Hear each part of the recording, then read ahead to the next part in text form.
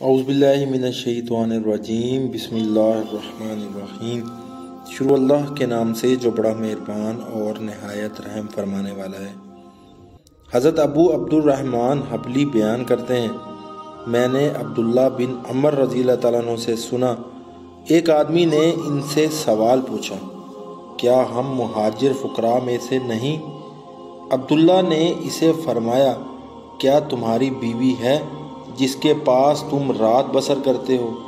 اس نے کہا، جی ہاں۔ انہوں نے فرمایا، کیا تیرے رہنے کے لیے گھر ہے؟ اس نے کہا، جی ہاں۔ انہوں نے فرمایا، تم تو مالداروں میں سے ہو؟ اس نے کہا، میرے پاس تو ایک خادم بھی ہے۔ انہوں نے فرمایا، تم تو بادشاہ ہو۔ عبد الرحمن نے کہا، 3 آدمی عبداللہ بن عمر رضی اللہ تعالیٰ عنہ کے پاس آئے، میں اس وقت ان کے پاس تھا۔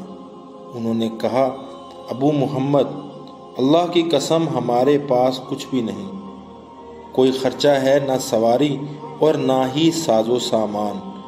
انہوں نے انہیں فرمایا، تم کیا چاہتے ہو؟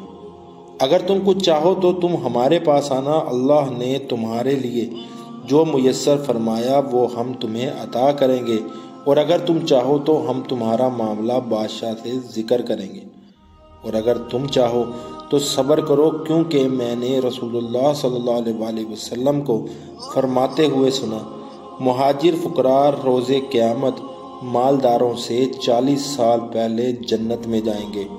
انہوں نے کہا، ہم صبر کرتے ہیں اور ہم کوئی چیز نہیں مانگیں گے۔